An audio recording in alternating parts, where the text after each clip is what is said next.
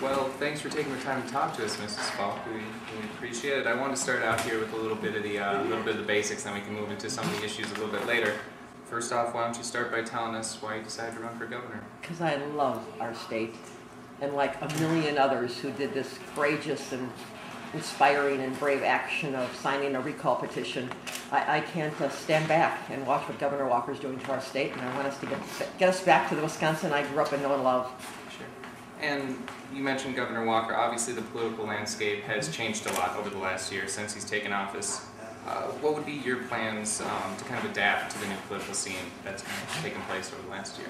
Well, I govern very differently than Governor Walker. I think the hallmark of my life's work has been bringing people together that disagree.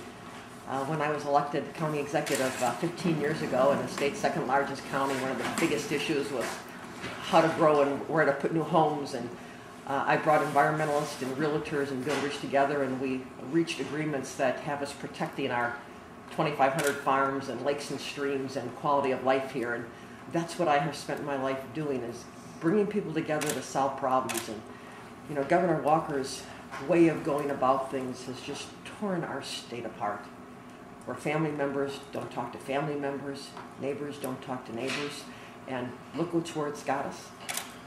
6 months in a row of record job losses. No other state has had this. So his way has not only torn us apart and kept us from solving problems, but it's made things worse. And we know there's a better way, and that's why a million people, including me, know we can do a better job.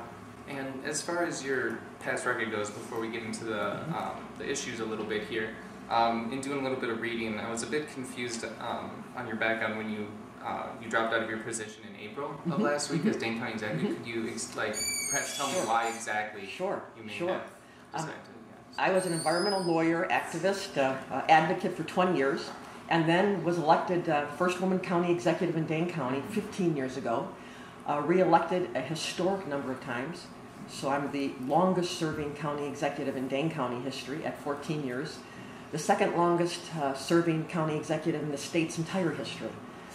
And when I had been last re-elected, I promised that I'd get 2 things done, one of which was to build this manure digester, which I think students here on campus would find interesting, because you're the ones developing this technology for green jobs and a green economy in the future. And this manure digester, we got built, it's operating, it's helping our dairy farms grow here, it's keeping our lakes free of phosphorus pollution, so they're bluer instead of greener.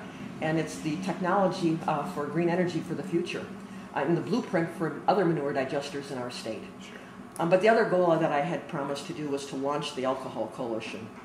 And that too is something that I know is an important issue on this campus and other campuses, where the culture of Wisconsin's drinking, we are so off the charts on every barometer of not just underage drinking, but women drinking, fatalities on the roads from drunk driving. And so I have eagerly launched that Alcohol Coalition so we can try to change our culture and make us safer and healthier. And so when those were done, I also turned 60, and I have one more big challenging job in me. And I knew I needed to go out and get it, so I told the world about 16 months ago I was going to go out in the world and get it. And who would have foreseen this past year? Nobody could have foreseen it, because Governor Walker was not honest with voters when he ran for election. He did not tell people he would be doing what he has done, and that's why a million people have done this extraordinary step.